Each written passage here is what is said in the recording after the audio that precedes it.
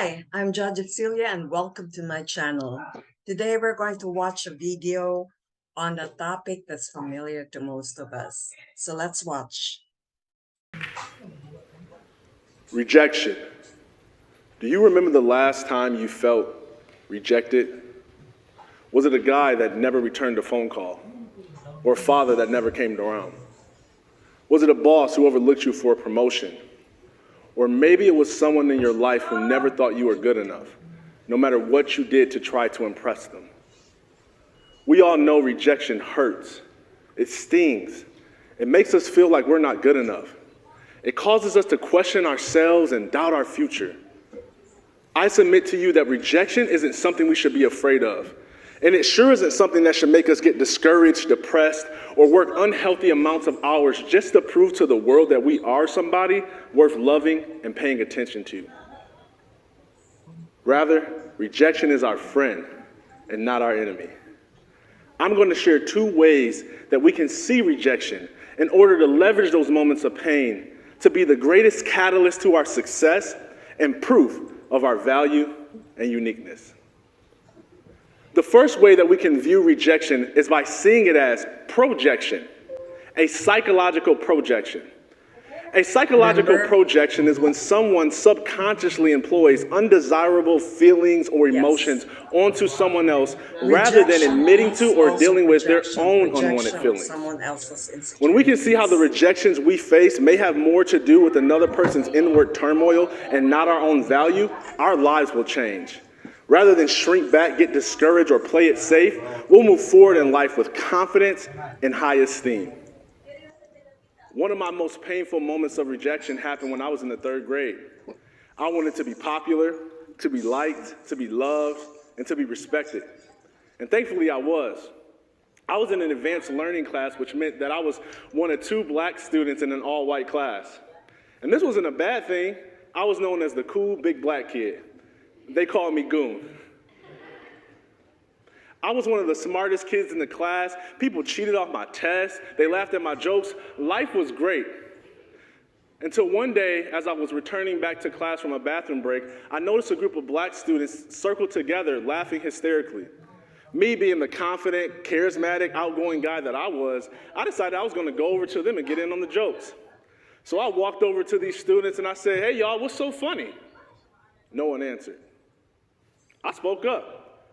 "Man, what y'all over there laughing about?" And just as I was finishing my sentence, one of the guys in the group turned towards me and said, "You're what's funny, white boy."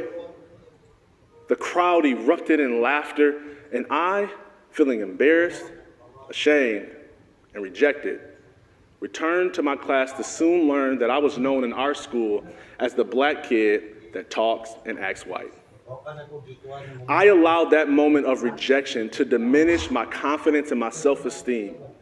Rather than celebrate my own uniqueness, I began a long journey of changing who I was to fit in with this black community. I changed the way that I dressed, the way that I talked, the music I listened to. I even changed the way that I laughed. I started skipping school, selling drugs, and making poor decisions, all because I wanted to gain their approval and their acceptance. And you know what? It worked. They accepted me. They embraced me. I got street cred. But deep down inside, I knew it wasn't me who they accepted. It was who I was pretending to be. And the more they adored this false version of me, the more rejected the real me felt the entire time.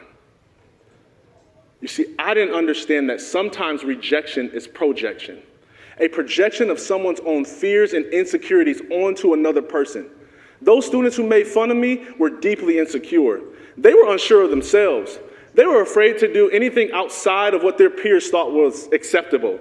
And because they didn't know how to be their unique selves, they projected their fears and insecurities onto me in the form of mockery and jokes. Because sometimes talking bad about others makes people feel better about themselves. Fears and insecurities of someone. If I would have been able to see their rejection as projection, I would have never taken their jokes personally.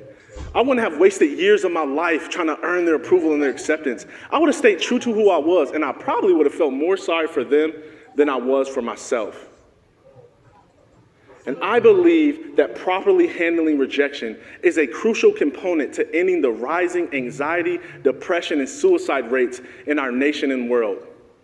In fact, one study from the Oxford Handbook of Social Exclusion stated that rejection is both a cause and a consequence of depression. I mean, think about it. Have you ever felt down after you got rejected? Maybe it was a group of coworkers who invited everyone out for drinks after work, except for you. Or what about people who won't invest their money into your vision and dream? Those are situations that cause people to dislike themselves, give up, gain a ton of weight from emotional eating, and binge watch Netflix. But I've learned that we don't have to allow rejection to make us do that crazy stuff. We can leverage our moments of rejections to produce confidence and success. I did. Once I discovered that the rejection I faced in the 3rd grade was actually a projection of those students' own issues, I was able to see the beauty in my own difference.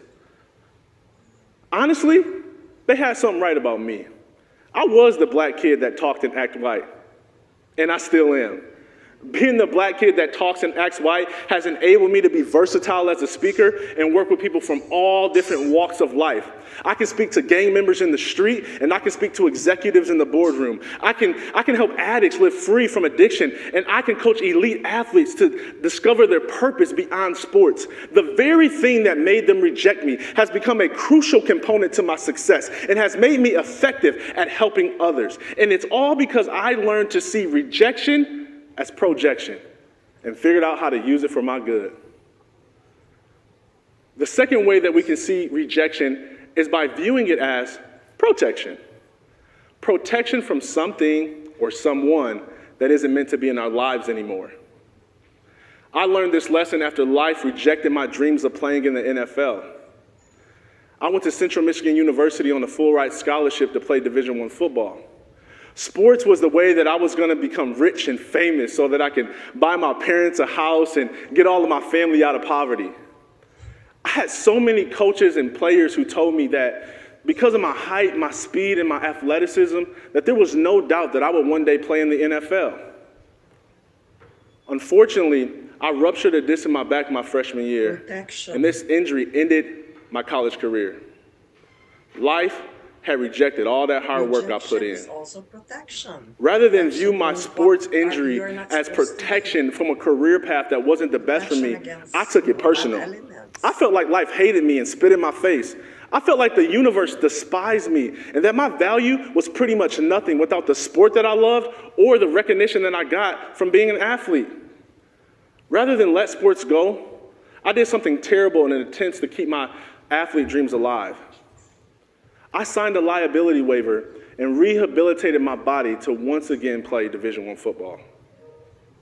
I put my body through 2 years of drug addiction, pain, and sleepless nights because I couldn't face life on life's terms. No matter how many painkillers I took or how many epidural shots I got in my back, I couldn't avoid the reality that my career was finished. Nothing I did to avoid that rejection was working. I was so afraid to face rejection because I felt like it meant that I had no value and no future. I figured that since life completely rejected me and all the hard work that I put in to become a professional athlete, that I didn't just fail, but rather that I was a failure. This belief that I was a failure drove me into one of the darkest depressions of my life. I became suicidal because I thought it would be better to end my life than to deal with another painful moment of rejection. And so I would swallow whole bottles of pills in hopes that I wouldn't wake up the next day. I would get drunk and take a bunch of drugs and get in the car and drive, hoping that a car accident would end it all. It got so bad that I tried to starve myself, and I went from 275 pounds to 219 pounds in 4 weeks. And it's all because I didn't understand how to handle rejection. All these attempts at suicide landed me in the psychiatric unit in Detroit, Michigan. And it was there that I had a life-changing experience that gave me hope and purpose and helped me to believe that maybe the rejection I was experiencing was protection from a future that wasn't the best for me. And that maybe there was a career and a life out there for me that was far better than what I had envisioned. So I spent the next few years researching everything I could find on purpose and meaning. I read books, I took online courses, I interviewed people, I prayed, I meditated, I even watched a bunch of TEDx talks. I started to develop new skills and explore new interests. You know what? Over time, I built a life that I loved and even enjoyed more than my life as an athlete. And I would have never been able to do that if it wasn't for life completely rejecting, or should I say, protecting me from becoming a professional athlete.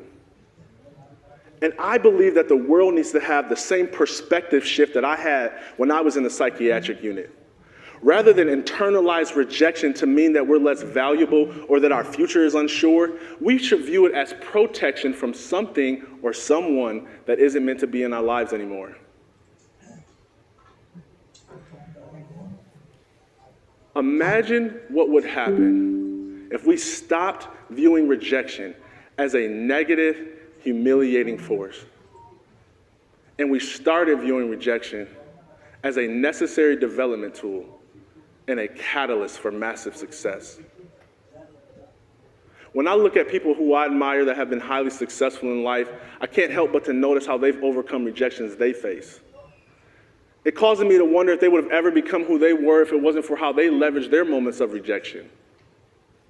I mean, I wonder if Martin Luther King Jr. would have ever become a great leader if it wasn't for the rejection he experienced from his message and his mission. I wonder if Michael Jordan would have ever developed the drive to become one of the greatest basketball players of all time if it wasn't for being rejected by his coach in high school. I wonder if Apple would be one of the largest tech companies in the world if it wasn't for Steve Jobs being rejected by his own company.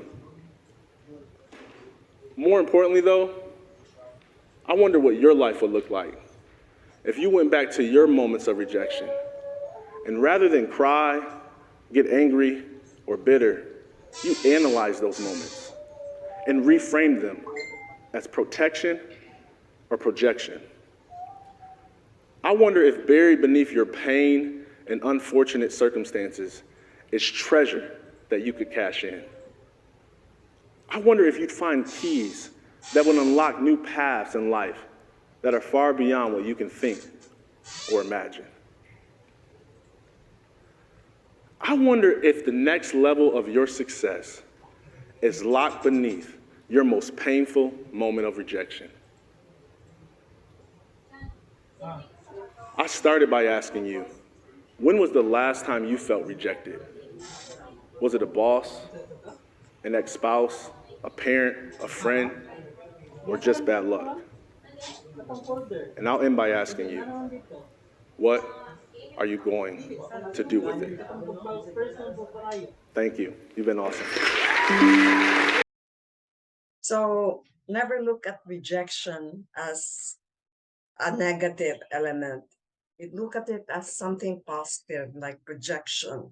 It could be just a way also for the universe to protect you from a career path that's not for you, or something that's really not for you. Okay, so see you next time.